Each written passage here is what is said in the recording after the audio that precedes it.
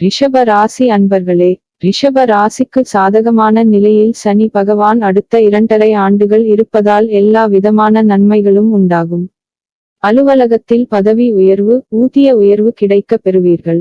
வேலைப்பளுவிலிருந்து விடுதலை கிடைக்கும். இதுவரையில் அலுவலகத்தில் இருந்து வந்த அழுத்தம் இனி இருக்காது. தொழில் வியாபாரத்தில் முன்னேற்றம் ஏற்படும். வருமானம் அதிகரிக்கும். நீங்கள் எடுக்கும் எல்லா காரியங்களிலும் வெற்றி கிடைக்கும். இந்த சனிப்பெயர்ச்சி உங்கள் ராசியிலிருந்து 11ஆம் வீட்டில் நிகழும். இந்த பெயர்ச்சி மார்ச் 29, 2025 அன்று நிகழும் மற்றும் சனி ஜூன் 3, 2027 வரை மீனத்தில் இருக்கிறார். தாதுக்கள் மற்றும் நார்ச்சத்துக்காக உங்கள் உணவில் அதிக பழங்கள் மற்றும் காய்கறிகளை சேர்த்துக் கொள்ளுங்கள்.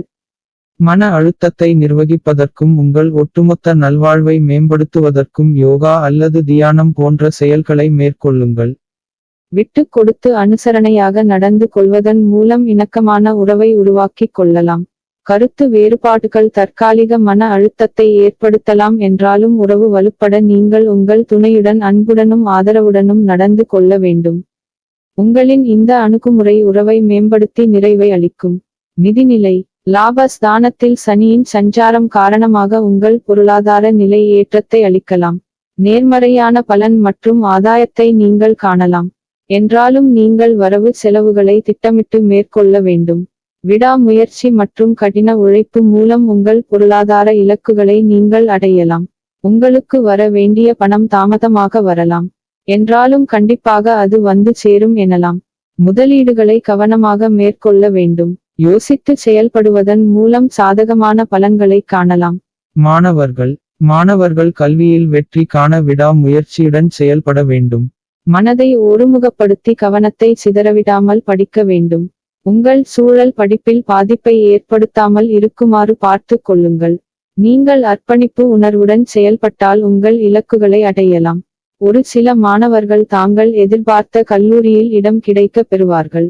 வெளிநாடு சென்று கல்வி பயில வேண்டும் என்று நினைக்கும் மாணவர்கள் தங்கள் எண்ணங்கள் ஈடேறக் காண்பார்கள். தங்கள் எல்லைகளை விரிவுபடுத்திக் கொள்வார்கள். போட்டித் தேர்வு எழுதுபவர்கள் தங்கள் முயற்சிகளில் வெற்றி காண மனதை ஒருமுகப்படுத்தி கவனம் சிதறாமல் செயல்பட வேண்டும். மொத்தத்தில் இந்த பெயர்ச்சி காலத்தில் மாணவர்களுக்கு விடாமுயற்சியும் அர்ப்பணிப்பு உணர்வும் அவசியம். ஆரோக்கியம்.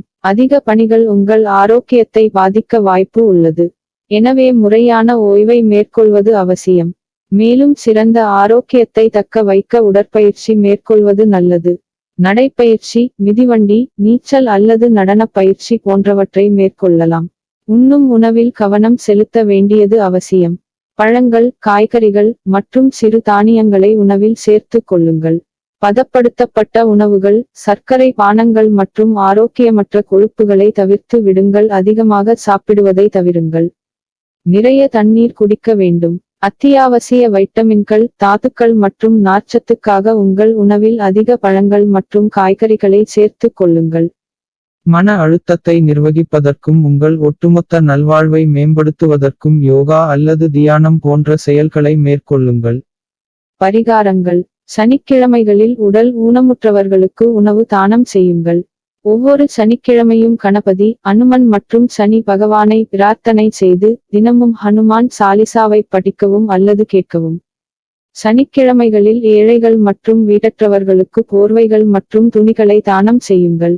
சனிக்கிழமைகளில் மது மற்றும் அசைவ உணவை தவிர்க்கவும். நாய்கள், காக்கைகள் மற்றும் பறவைகளுக்கு சனிக்கிழமைகளில் உணவு மற்றும் தண்ணீரை கொடுங்கள். முதியோர் இல்லங்களுக்கு தொண்டு செய்யுங்கள்.